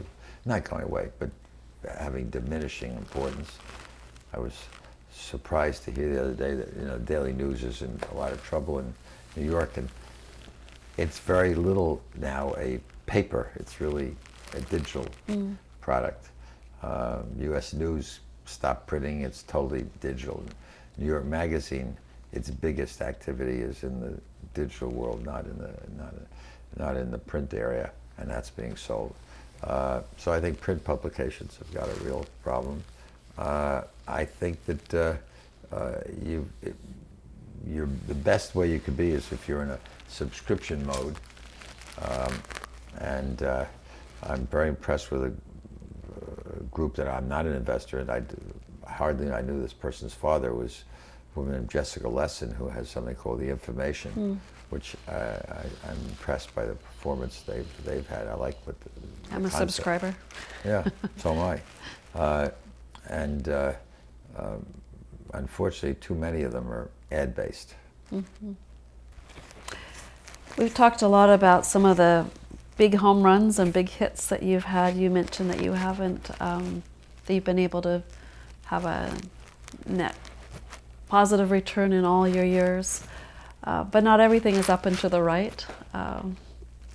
What are some of the ones that where there were misses or failures, some things that were not optimal? Well, there were so many that it would be hard to pick out one. I was telling you all about some of the earlier ones we did that in the early days of the business where the failure rate was very high. And during the 90s, late 90s, everything that came out of Silicon Valley seemed to have a failure to it. I think today... What were some of those that were... Honestly, I don't even remember they're just the a blur. names. Yeah, I'm being honest. I can remember some from 1970s that we had an animal feed supplement company that had a great concept of putting together technologies that had been done 10 times before, but they'd never been done together. That failed. Like our network analysis, our packet switching company, it was too early. I mean, the list goes on of failures. I've been very fortunate that I have not had Well, I guess I've had one company that I've been involved with in the Greycroft period that has not done well, which was using a SIM card for greater connectivity in the developing world, and that, I know it's still alive. I just haven't spoken or seen him in a couple of years. But I'm fortunate that my portfolio is in reasonably good shape. We've lost money in a bunch of companies, and we just lost a lot of money in a company the other day, and that was dealing with people with chronic care. It's called CareSync, which we put a fair amount of money into, and involved a total write-off, which was dealing with people with chronic care with remote nurses over the phone. And it turned out that the recruitment costs were so astronomical that the retention rate was so low for that business that the churn was just too much.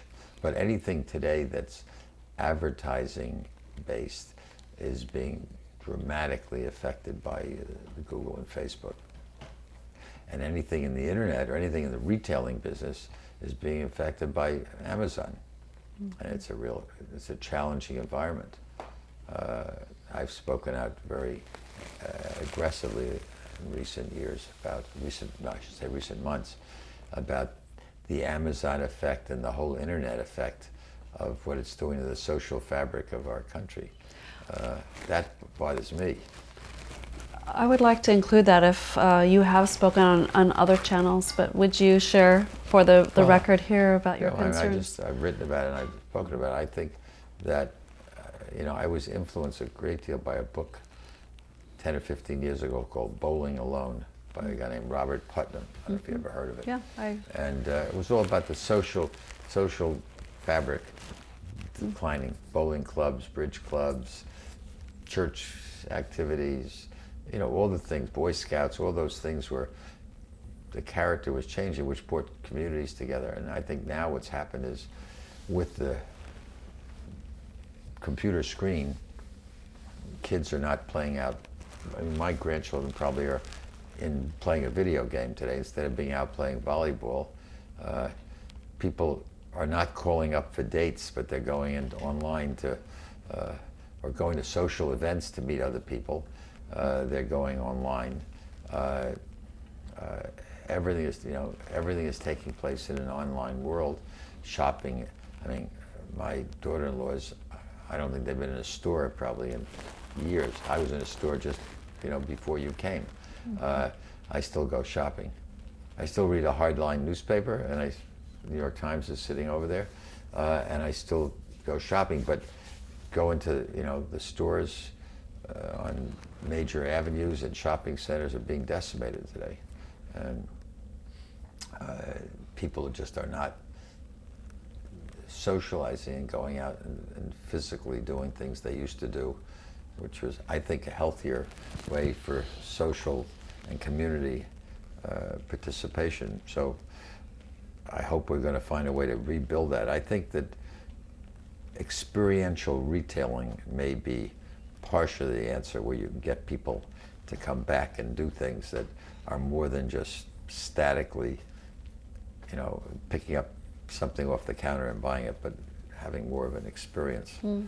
I think that's an area of opportunity. People are going much more to outdoor concerts today. Live music is booming. That's having a renaissance. Not that it ever declined, but it really is going. It's very strong. As my grandson just told me before you came in, he had the best night of his life. What was that? I got him tickets for Drake. For Drake. The best night of his life. He's 13, and he said now had the best night of his life. And tonight I am taking him out to look at a telescope to see the rings around Saturn and Pluto with a giant telescope. That doesn't have as much interest to him as Drake. Looking at the constellation. Yeah. Maybe he'll change his mind after tonight. I hope so, since I gave him a gigantic telescope, which he's never opened. Well, you're giving him that experience with you. So, as you think about your the next generation of young entrepreneurs, the ones that you're investing, or even the ones who are younger, who are coming, maybe your grandchildren's age, what kind of advice would you give to them, the ones who are going to be building the great companies of the next generation? Well, I'd say all the things I've said to you before, you know, how to build their lives with a principled life, a life where you, you know, do the right thing. I know this is terribly audacious for me to say, but I'm not worried about the Me Too movement in the slightest because of how I've lived my life. I'm not worried. As I say, I've never been sued. I never sued anybody. So I give people, my basic advice is live a, you know, I mean, when I say a clean life, I don't mean, you know, I'm not Simon Pure by any means, but you know, be something you're proud of and you're not worried about that old story of reading about you in the front page of the New York Times. I think that how you treat people growing up is very important. Something happened? We've talked about your professional work in venture, and I'd like to talk about another one of your areas of focus and impact, which is politics. Mm-hmm. So you were asked to serve under several administrations, and you've served not only at the national level but also for international organizations. Can you talk a little bit about your work in politics and what's motivated that, and what are the areas that you're most proud of that you've been able to work in? Well, as I said to you before, I think of everything like a venture capital operation, and in politics I think of it the same way. I am not a political hack or, you know, an insider. I had never ever been involved in politics till Bill Clinton ran, and I got very excited by him and his prospects. I originally met him in 1988, actually at East Hampton, socially, and I was at a party which is given for his birthday every year out here. I didn't know him. He was governor of Arkansas, and he needed someone to run with the next day, and no one in my group was a runner. I haven't added to you that. You asked what you haven't asked me about. I've done 5 marathons, and I am very oriented towards keeping up your health with exercise, and after I did running, did my marathons, and I kind of phased out of that. I did rollerblading for about 10 years. Really? And until my partner was grounded, and it was no fun doing it myself. And then I morphed into bike riding. I have about 6 pair of rollerblades if you like to borrow them or buy them, or That's or, the or picture take I'd them like home to with you. see. So you do street riding, not there is- mountain there biking. Are, there are some I think there are some rollerblading pictures around someplace. I could find them.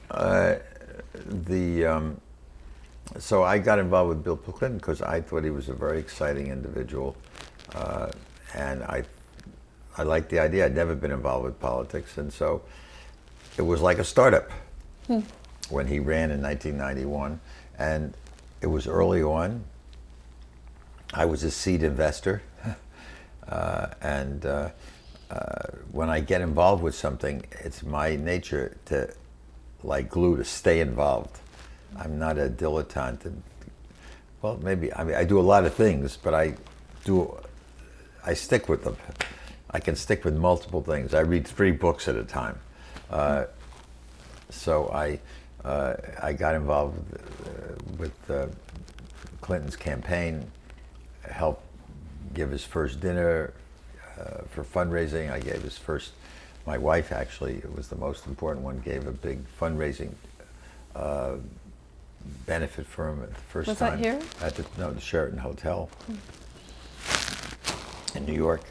I was speaking with the manager of the Sheraton the other day. We were just reminiscing. It's the same manager who was there then, 1991, and we were both reminiscing about that first event. What made it so memorable for you? It was just after Jennifer Flowers' problem had come out, and this was going to be a sellout crowd. He was riding high, and we had 1,000 people committed to come. And Jennifer Flowers came out, and all of a sudden, the numbers started shrinking and shrinking and shrinking, and the room had to be they had to go from a huge ballroom, grand ballroom, to smaller. In the end, they had to put flowers around, trees around the seating area to make it look condensed. And I think we may have ended up with a few hundred people. And it was a very critical time. It was a tough one to pull that off. And then the next day, or the next weekend, he won the New Hampshire primary. So that turned everything around. He came out with a saxophone, went on Johnny Carson's show. And so I was involved from the very beginning, and I have many Clinton pictures, which thanks for, I was there at the beginning. Yes. My wife was, and we maintained our friendship. I just saw him last night, and I played golf with him out here. I played very badly, and he plays very slowly. He That's invited quite me a to play. combination. I'm invited to play tomorrow, and I called him up and I said, I can't leave the house that long. So I actually have turned down the President of the United States to play golf. Everybody's dying to play with him. You can die playing with him. But it's all very interesting, though, I have to say. But it is heat. Oh God. Anyhow, so I got involved, and I was in the original, group. I wanted nothing. I never wanted to be an ambassador. I didn't want to move to Washington. So I was really I didn't take advantage of what you can take advantage of if you're that early as I was.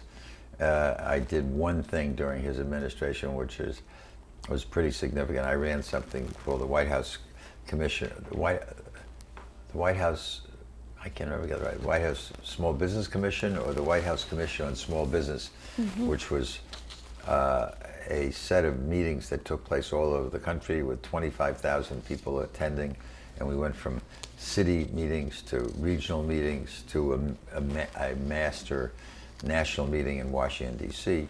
And because of my relationships with everyone in the administration, it was an all-star cast at that national meeting, and people still remember that to this day. That was 1992. Who was there besides you 1992 or on that 93? cast? Oh, I don't know, Bob Rubin, what's his name, Ron Brown. I mean, I got all the cabinet people to be able to come at that time, who I knew, and the president, and I mean, we got everybody. So I stayed involved with that, and then when he ran for a re-election, I stayed with that, and that kind of made me into a lifelong Democrat, and I've been involved with all the Democratic elections since then. And when Hillary was going to run, I helped her run her Senate campaign, and then her second campaign, their presidential campaign, both presidential campaigns. And so we've stayed very close. And while I've supported other candidates, I have not been involved as actively as I was then. I've supported actively Mike Bloomberg. And today I'm taking a more passive role. But the political experience has been extremely valuable in that I've met a lot of people I never would have met. Just like my international activities, I met a lot of people I would have never met. So I've had exposure to a lot of different aspects of life, and I would say any young person, run a multifaceted life. Philanthropy is part of that. I think all people should get involved with some organization that they feel does something worthwhile. Right now, I'm mostly very actively involved with something that's going on at MIT for Alzheimer's because of my wife's problems, and trying to keep up to date with everything that's going on in this field. Sadly, there aren't any great cures on the horizon. It's a very challenging disease. As you think about your strands of the both politics and philanthropy, how have those changed you? You certainly have had an impact on those arenas, but how, when you reflect on them, what stays with you? I've had a very rich, rewarding, full life that has made me a whole person. That I'm an eclectic individual who is, I'm not as narrowly focused as a lot of people I know who are very singular in what they do. And I have a great interest. I have a great curiosity. I mean, that's my most significant characteristic, is I am very curious. When I go to dinner, if there's an extraordinary plate in front of me, I turn it over to see who made it. And I always thought that's a good example of someone who's, wants to know what's going on. I read everything, and I try to follow up things if I find it. And I think that's important, certainly in the venture capital business. Earlier today, I asked you for, if you were to give a word of advice to a young entrepreneur, what would it be? Could you say what that is? And determination. And why that word among all the words? Well, I was asked to pick one word. There are a lot of words probably, but I think that for an entrepreneur, if they aren't passionate and aren't determined to succeed, as I told you at the outset, I'm determined to live to 114. That's determination. You got to keep that in mind of what your objectives are, and keep relentlessly pursuing that goal. I think if you're not determined, you take it casually. If you are too informal, I think you won't get there. And you meet many people and you say, I know that person's going to succeed. And I think it has to do with, that's just one simple characteristic. There are multiple, but I think that's as good as any. Was there an experience or a time that you realized this is essential to who you are? Something that was a galvanizing moment or a... Well, I think a good example, it's not what you're looking for, is my wife has Alzheimer's. Mm-hmm. I am determined, I didn't think of that, to make her life absolutely as fruitful as humanly possible until the last day. Mm. And if you ask anyone around, they will tell you, anyone in New York who knows that she is, I took her to a party with 200 people last night. She goes out to dinner and she has guests all the time, and she swims in the afternoon. She floats now more than swimming. And she's not in great shape, but she is living as much life, and it's because of my determination to make it happen. Plus I have some help to help make it happen. Well, that's a great gift. Speaking of gifts, thank you for the gift of your time. It's been a great privilege to spend this time with you in your home, and we thank you for sharing your stories and your experience. We're here with Alan Patricof, here for the Computer History Museum. Thank you, Mr. Patricof. So as we close our conversation today, I'd like to ask you, if you were to give one word of advice to a young entrepreneur, what would it be and why? Well, I think you've given a very heavy challenge, one word, but the word I've selected is determination, and that has to do with, I think that if you're going to succeed as an entrepreneur, you really better darn well be determined.